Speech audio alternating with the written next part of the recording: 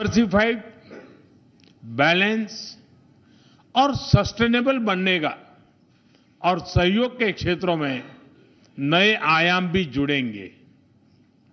आज राष्ट्रपति पुतिन और मुझे इंडिया रशिया बिजनेस फोरम में शामिल होने का अवसर मिलेगा।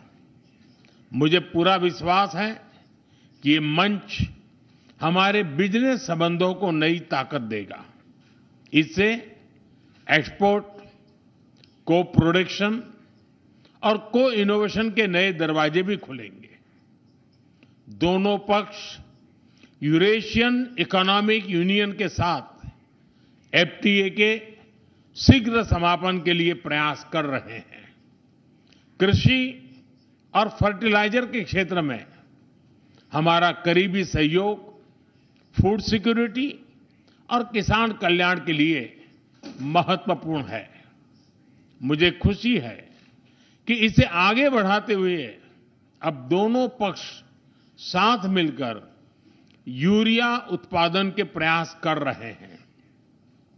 फ्रेंड्स, दोनों देशों के बीच कनेक्टिविटी बढ़ाना हमारी मुख्य प्राथमिकता है। हम आईएनएसटीसी, नॉर्दर्न सी रूट, चेन्नई व्लादिवोस्टोक कॉरिडोर पर नई ऊर्जा के साथ आगे बढ़ेंगे। मुझे खुशी है कि अब हम भारत के सी फेरर्स की पोलर वाटर्स में ट्रेनिंग के लिए सहयोग करेंगे। यह आर्कटिक में हमारे सहयोग को नई ताकत तो देगा ही, साथ ही इससे भारत के युवाओं के लिए रोजगार के नए अवसर बनेंगे। उसी प्रकार से शिप बिल्डिंग में हमारा गहरा सहयोग मेक इन इंडिया को सशक्त बनाने का सामर्थ्य रखता है। यह हमारे विन विन सहयोग का एक और उत्तम उदाहरण है, जिससे जॉब्स, स्किल्स और रीजनल कनेक्टिविटी सभी को बल मिलेगा। ऊर्जा सुरक्षा भारत रूस साझेदारी का मजबूत और महत्वपूर्ण स्तंभ रहा है। सिविल न्यूक्लियर एनर्जी के क्षेत्र में हमारा दशकों पुराना सहयोग क्लीन एनर्जी की हमारी साझा प्राथमिकताओं को सार्थक बनाने में महत्वपूर्ण रहा है। हम इस विन विन सहयोग को जारी रखेंगे। क्रिटिकल मिनरल्स में हमारा सहयोग पूरे विश्व में सिक्योर और डाइवर्सिफाइड सप्लाई चेन सुनिश्चित करने के लिए महत्वपूर्ण है। इससे क्लीन एनर्जी, हाईटेक मैन्युफैक्चरिंग और न्यू एज इंडस्ट्रीज में हमारी साझेदारी को ठोस समर्थन मिलेगा। फ्रेंड्स, भारत और रूस के संबंधों में हमारे सांस्कृतिक सहयोग और पीपल टू पीपल टाइज का विशेष महत्व रहा है। दशकों से दोनों देशों के लोगों में एक दूसरे के प्रति स्नेह, सम्मान और आत्मीयता का भाव रहा है। इन संबंधों को और मजबूत करने के लिए हमने कई नए कदम उठाए हैं। हाल ही में रूस में भारत के 2 नए कॉन्सुलेट्स खोले गए हैं। इससे दोनों देशों के नागरिकों के बीच संपर्क और सुगम होगा और आपसी नजदीकियां बढ़ेगी। इस वर्ष अक्टूबर में लाखों श्रद्धालुओं को काल्बिकिया में इंटरनेशनल बुद्धिस्ट फोरम में भगवान बुद्ध के पवित्र अवशेषों का आशीर्वाद मिला। मुझे खुशी है कि शीघ्र ही हम रूसी नागरिकों के लिए निःशुल्क 30 डे ई टूरिस्ट वीजा और 30 डे ग्रुप टूरिस्ट वीजा की शुरुआत करने जा रहे हैं।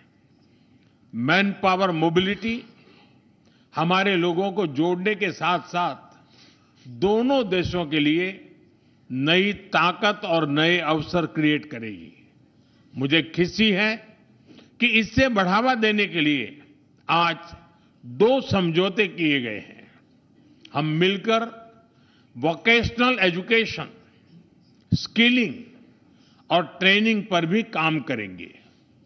हम दोनों देशों के स्टूडेंट्स, स्कॉलर्स और खिलाड़ियों का आदान प्रदान भी बढ़ाएंगे। फ्रेंड्स, आज हमने क्षेत्रीय और वैश्विक मुद्दों पर भी चर्चा की। यूक्रेन के संबंध में भारत ने शुरुआत से शांति का पक्ष रखा है। हम इस विषय के शांतिपूर्ण और स्थायी समाधान के लिए किए जा रहे सभी प्रयासों का स्वागत करते हैं। भारत सदैव अपना योगदान देने के लिए तैयार रहा है और आगे भी रहेगा।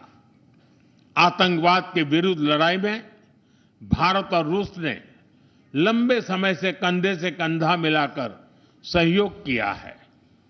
पहलगाम में हुआ आतंकी हमला हो या क्रोकस सिटी हॉल पर किया गया कायरतापूर्ण आघात, इन सभी घटनाओं की जड़ एक ही है।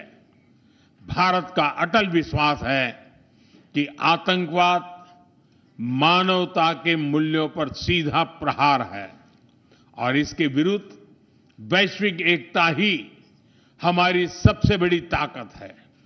भारत और रूस के बीच यूएन, G20, ब्रिक्स, एससीओ तथा अन्य मंचों पर करीबी सहयोग रहा है। करीबी तालमेल के साथ आगे बढ़ते हुए हम इन सभी मंचों पर अपना संवाद और सहयोग जारी रखेंगे। एक्सेलेंसी, मुझे पूरा विश्वास है कि आने वाले समय में हमारी मित्रता हमें ग्लोबल चैलेंजेस का सामना करने की शक्ति देगी और यही भरोसा हमारे साझा भविष्य को और समृद्ध करेगा। मैं एक बार फिर आपको और आपके पूरे डेलीगेशन को भारत यात्रा के लिए बहुत बहुत धन्यवाद देता हूं। स्पासिबा।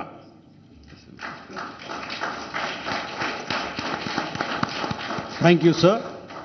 May I now request His Excellency Mr. Vladimir Putin, President of the Russian Federation, to give his remarks to the media.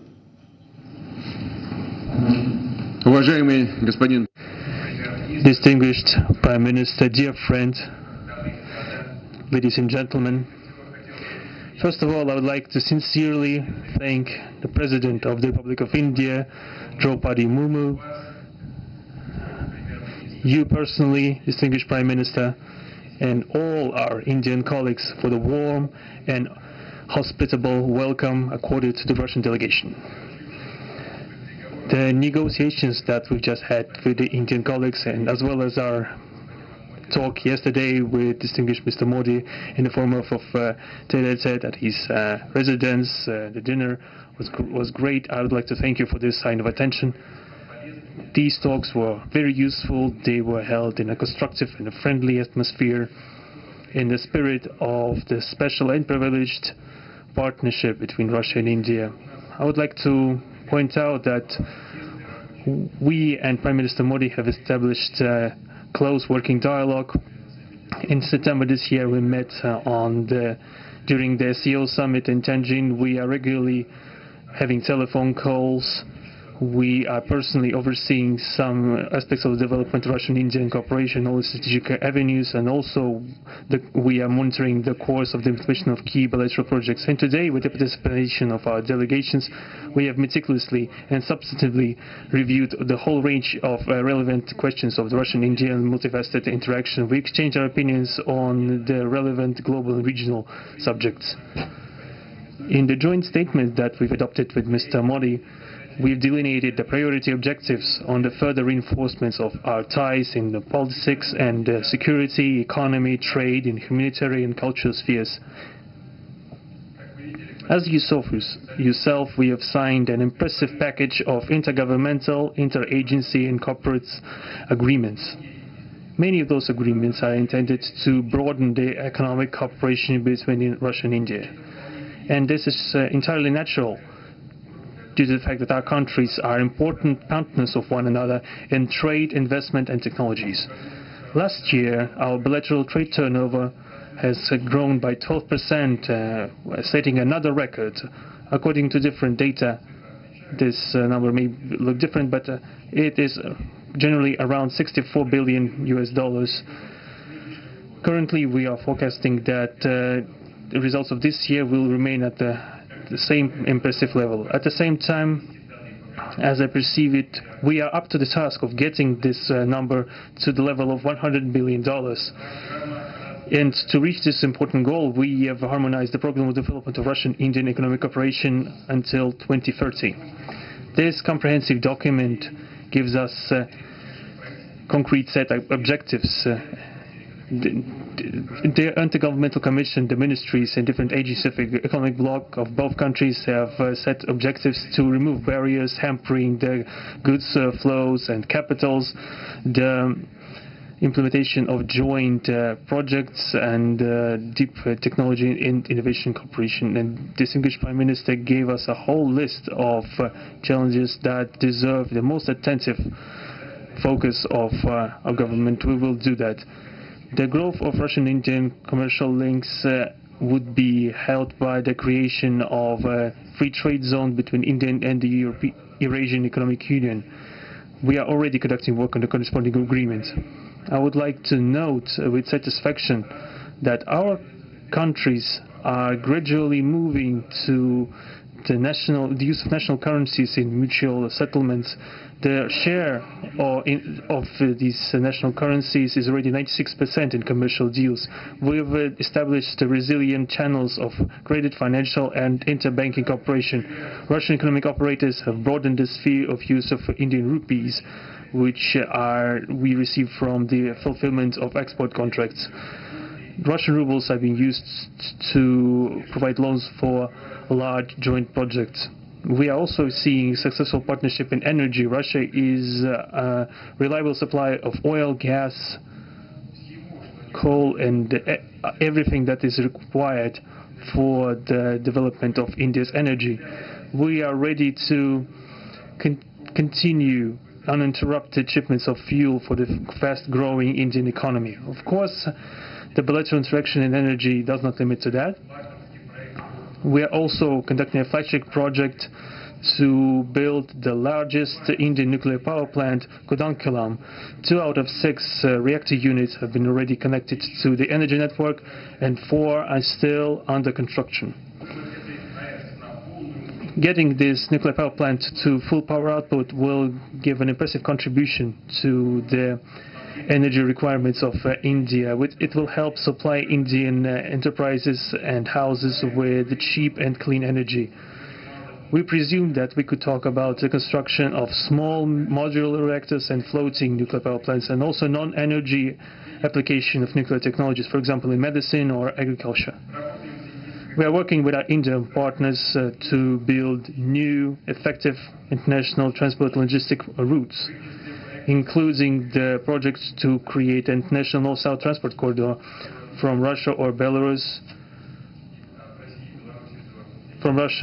Belarus to the Indian Ocean coast. There are large opportunities for bilateral trade due to the broadening of the trans-Arctic transport corridor infrastructure, including its main artery, the Northern Sea Route. There are many other sectors of the economy where Russia and India have garnered positive experience. We are conducting joint initiatives in industry, machine manufacturing, digital technologies, space exploration, and other science-intensive avenues. For example, in accordance with the commercial agreement signed during the visit, there will be a large Russian-Indian pharmaceutical factory built in the Kaluga region in Russia. We will be starting the production of high. जी हाँ, Hyderabad house में सबसे बड़ी deal और भारत रूस के बीच रिश्ता कैसा है, रिश्ता क्या कुछ कहता है, आपने प्रधानमंत्री नरेंद्र मोदी को सुना और अभी फिलहाल रूस के राष्ट्रपति संबोधित कर रहे हैं।